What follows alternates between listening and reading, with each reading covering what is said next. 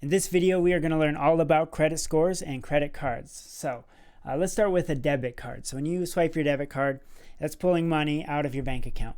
When you swipe a credit card, what you're doing is you're actually borrowing money from the bank. And if you don't pay that off the next month, like in full, the bank is going to start charging you interest. And that can be quite expensive after a while, right? So you're going to have to pay more money than you borrowed because you borrowed that money. So we want to learn about that a little bit, make sure we don't, how that can go wrong. First, let's look at our credit score here. So over your lifetime, you're going to be developing a credit score. And this is as you pay things off, loans, credit cards, your credit score is going to go up, hopefully. Sometimes it'll go down. So if you make a late payment, credit score can go down. And basically what a credit score is it's a number that tells a bank or, a different entity, maybe somebody, maybe like a landlord, your ability to pay off loans. Like, have you done it before? Are you good at doing it, etc. And so the higher your credit score is, usually the more loan money you can get. Like when you apply for a house, they look at your credit score. And so my credit score is pretty good. I'm around 750 at this point in my life. And when I apply for housing, they are impressed with my credit score. So then I typically get the place that I want to live in because they know that I can make payments on time. So if you don't know your credit score, that's okay. I don't know what exactly mine is. And it doesn't matter too much. But if you haven't paid off loans or paid off credit cards, you might not have a very good credit score because there's no history for a company to judge how well you pay off loans. And so we may want to start developing a credit score at some point in our life. But first, let me show you where you can find out what your credit score is. So there is this website. I will link it down below. It is annualcreditreport.com. You can just click request your credit reports. You get one free credit report per year. For coronavirus, for some reason, they're giving away free weekly ones. You don't want to see what your credit is every single week because that can actually lower your credit score. But so here, you just have to fill out your information, fill out your address. If you've moved recently, you might have to send in mail. I tried to find mine out for this assignment, but I need to send in mail, and so I don't care that much. But again, this is free, and if you want to know what your credit score is, you can use this link that I will, again, link down below. So there you go. There's your credit. That's how you can find out what your credit score is.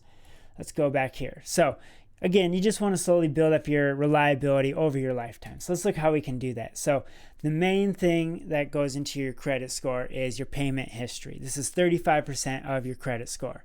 So if you haven't ever paid off loans or credit cards before, you don't have a payment history, which means your credit score isn't going to be great. So when you're young, it's good to start establishing this payment history that shows that you know how to pay off your loans. And, credit score isn't a perfect measure, but it's what we have, so we kind of have to work within the system. So what I would recommend in order to improve your credit history is if you have taken out loans for school, to start just paying off the minimum payment, right? So $50 a month, right? That's probably your minimum payment. And if you can just do that, $50 a month, you're going to start to develop your credit history or your payment history.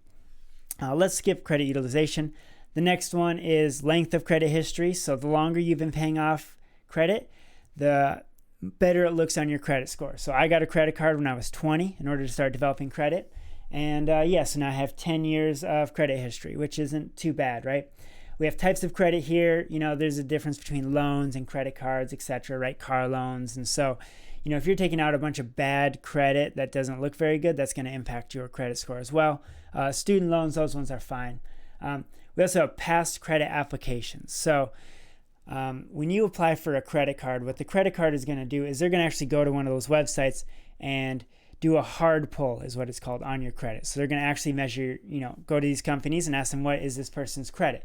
And the more times that you have a credit card go and figure out what your credit is, the lower your credit score is going to be, because that's considered risky behavior. If you try to take out 10 credit cards in a month, that's going to lower your credit score to a point where these companies won't approve another credit card because they don't want to lose their money, right? Because you're not showing stable borrowing practices, I guess. So that's past credit applications. And that's why you don't want to do a weekly, you don't want to find out your credit score weekly, because those are hard credit pulls as well, and that can lower your credit score. That seems weird. Finding out what your credit score is will lower your credit score, but once or twice a year, that's not so bad. It won't impact it that much. It's like when you do 10 credit pulls at once, in a month, that's when things don't go well. And then last, we have this credit utilization. So let's say you did have a credit card, right? And on your credit card, you're going to have a credit limit, which means you can only spend so much money, or you can only borrow so much money. It's really what's happening. So let's say you're young, so your credit limit is $1,000. So you're only allowed to borrow $1,000 with your credit card. That's all you can charge on your credit card. Well, if you get a $1,000 credit card and you go out and spend $1,000 immediately, that is also risky behavior. So what companies want to see with a credit score is that you're not spending all of your credit utilization. So let's say, well, you only want to be at like 30% of your credit utilization. So if you have $1,000 of credit with that credit card, you only really want to put $300 of credit on that card. So, you don't want to use all the credit that you have. Like I think my credit limit right now is like $16,000. If I pulled $16,000 out, that's going to be risky behavior and my credit score is going to drop, right? So really all I should be pulling out is like like $5,000, but that's even a lot. So I don't even do that because that'll cost you lots of interest. So let's take a look at how we can use credit cards responsibly, what kind of credit cards we got. So again, if you're trying to build your credit score and you have loans, you can just start paying those off and that'll start developing your credit. So you don't need a credit card, but the situation I was in was I wasn't paying off my loans yet because they were subsidized, and I was trying to develop my credit. So I went to my bank and asked them for a credit card. And what they'll do is they'll sit down with you and they will figure out what kind of credit card they can give you. So if you have a good credit history, sometimes you can get credit history from paying bills, but I couldn't find out very much information on that. So, but if you do have a good credit history, the better credit card you can get. But let's say you're just a beginner, you have no credit history.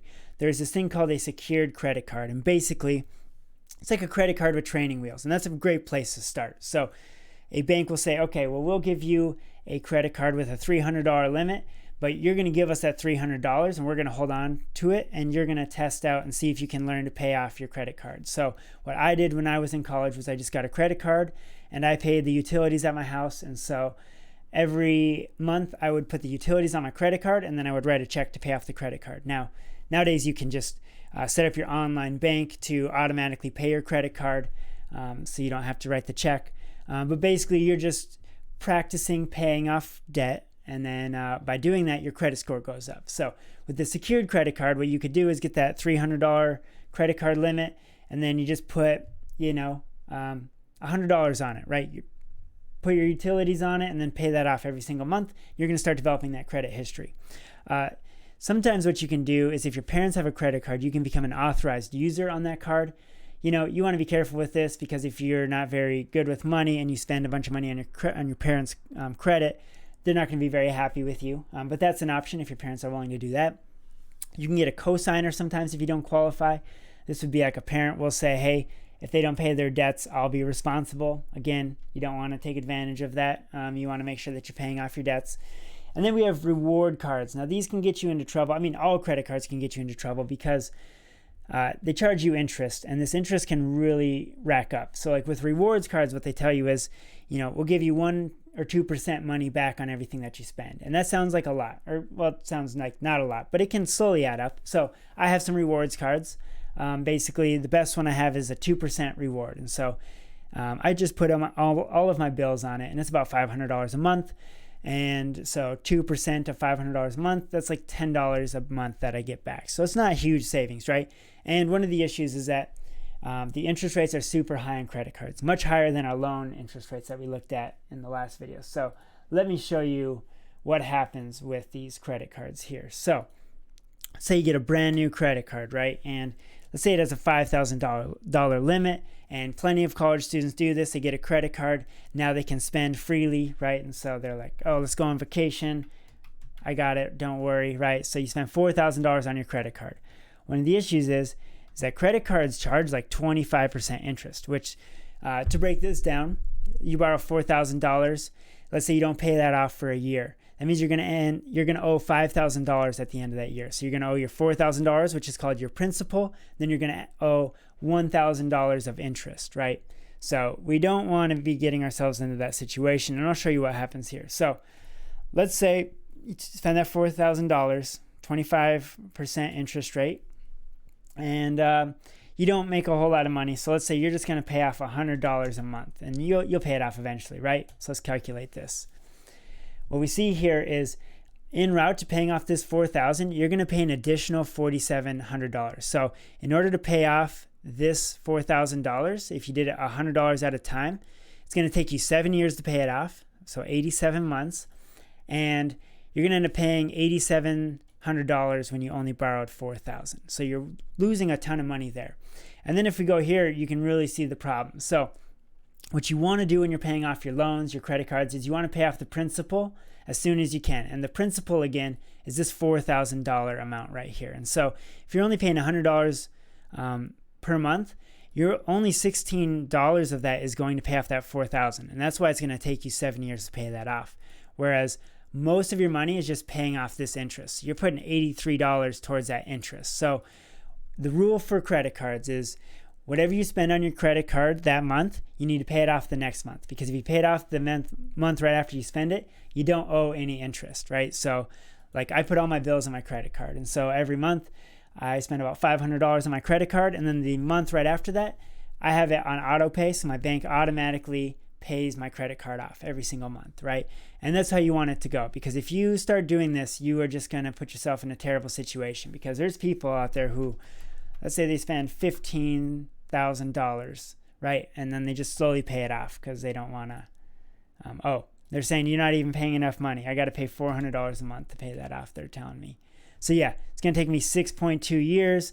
I'm going to spend $14,000 in addition to paying off the $15,000. So yeah, we will leave it right there. I want you to think about, credit cards have some use, I guess, right? They can help you develop your credit history. And if you learn how to use it appropriately, that's going to be a good thing. But you just want to be aware you can't go crazy with your credit card to the point where you're making monthly payments, because that interest is going to absolutely crush you. So, okay, that's good for this video. I will see you in the next one.